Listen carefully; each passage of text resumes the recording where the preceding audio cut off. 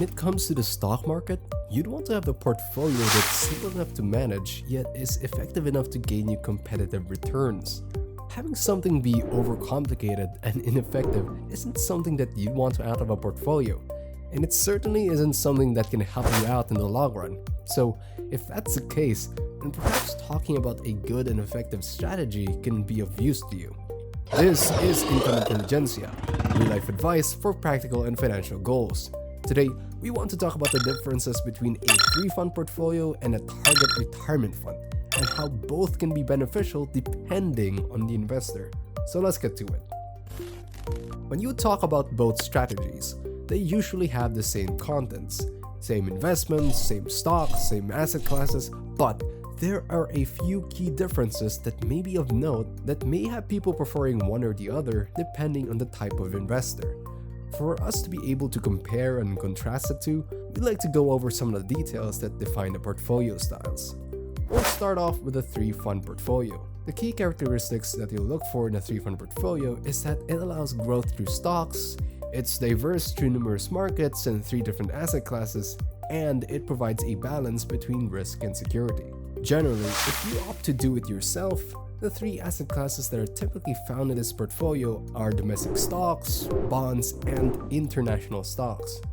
This helps you have access to a wide variety of different assets, and you can balance all 3 investments depending on your risk tolerance, time horizon, and other preferences. Basically, it's popular because it's safe, it's diverse, it's simple, and it's not expensive. Because the strategy simply aims to replicate the market's performance instead of actively trying to beat it, it simplifies decision making, and as a result, you're allowed to focus on other things in your life. This simple strategy also has a history of succeeding because you're essentially betting on the long-term success of the economy. It's simple, it's effective, and it's not surprising that most retirement funds follow this exact strategy. Overall, the 3-fund portfolio is attractive for its simplicity, diversification, and potential for solid long-term growth while keeping costs low.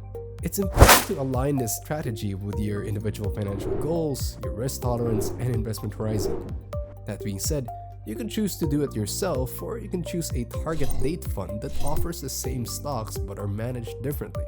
Generally, with target date funds, they have the same contents as those in 3-fund portfolios, and generally, the contents for simplicity's sake are composed of index funds. It's a very simple and effective way to invest your money for retirement, and as a result, it's popular for that. With target date funds, they're the same, but there are some tweaks to them as time passes. For example, with the usual DIY 3-fund portfolio, you need to be able to allocate funds manually and do it on your own. But with target date funds, they're automatically allocated to safer assets like bonds as your target retirement year comes closer. This is to ensure that you're moving away from your wealth accumulation phase into your wealth preservation phase. In Warren Buffett's 2-fund portfolio, the same investing philosophy was implemented for his inheritance. While earlier in his career he was more aggressive because time was on his side, he now advocates for a more defensive style of investment now that he's made his fortune. For the purposes of this video, we'd like to focus on Vanguard's target date fund. That said, their target date funds are often packaged as a whole deal for your retirement savings. They're also named after the year you might retire, like Vanguard Target Retirement 2045 Fund. It has the same contents as the 3-fund portfolio, but target date funds will balance the asset allocation automatically as you get closer to retirement age. It's like having a financial advisor without having to deal with extra fees or time for consultations. It's optimal for someone that doesn't want to have to learn about portfolio optimization or other investment strategies needed to succeed. With this fund, you can simply just leave it and it'll take care of itself. We've mentioned that the target date fund automatically reallocates funds towards different assets as time passes, but as a general rule, it's always better to have stable assets when your retirement age comes.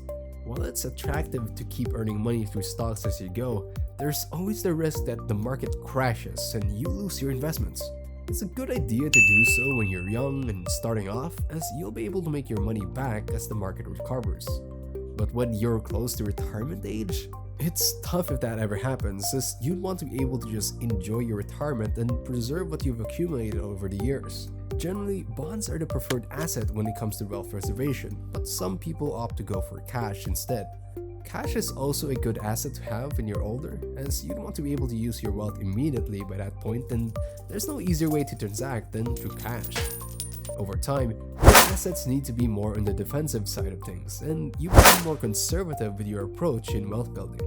While you generally don't have to deal with target date funds too much as they're passively maintained, there are some reservations that prevent people from investing in it and instead opt for a 3-fund portfolio. We mentioned that it allocates the assets automatically. You're essentially buying a car and handing the keys to someone else. You don't get to decide where to go, but you put your money into it, hoping that it takes you somewhere that you need to be.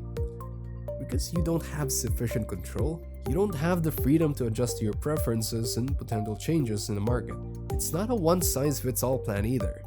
Because it follows a set date for your retirement, the plan offered may not be the best one for you. There are times when you'd prefer to have a more aggressive approach in your investments, but since you don't have sufficient control over the fund, you're not gonna have the same amount of freedom. That said, if you're young but prefer to have more safety over potential gains over time, you're not gonna have the same goals as this fund. And since these funds are designed to be more conservative in the latter years, you may not be able to maximize your returns. It's possible that you can grow more comfortable with risk over time, but since the asset allocation shifts as time passes, you may not have the same luxury as with manually managed funds. And while there are generally lower fees compared to other investment options, target date funds have a 0.014% expense ratio that can kind of eat up your profits over time. In essence, it's basically like buying a pre-made meal that's convenient. It's easy to get into, you don't have to deal with the hassle of management, and it's accessible. But the problem is that it may not suit your needs. You may want more out of it, but sometimes it just doesn't provide you everything that you need. If you're someone that prefers to just leave it and focus on other things in your life, then it's possible that this fund can work well for you. But if you're someone that actively looks at the market and enjoys being able to allocate funds accordingly, then the DIY 3-fund portfolio would be perfect for you. With a DIY 3-fund portfolio, you have complete control of how you want to build your wealth, and it has different set pieces for you to be able to build the perfect one that suits your needs. It needs maintaining, but the price for freedom to control your assets is the effort required to maintain it, as opposed to the target date fund strategy that trades that freedom for a more hands-off approach to be able to focus on other things in life. Both are still great options despite the differences, and ultimately, they just offer two different ways of approaching the same conclusion. Because they offer almost the same assets and the same strategy for the majority of the time you're holding onto them, the only real difference that you have to look out for is how passively you want your money to work for you. If you've enjoyed this video and found this helpful, please hit the like and subscribe button. We'd like to be able to grow alongside you, and we'll come to have you in our next video. Stay mentally healthy, and let's get financially fit together.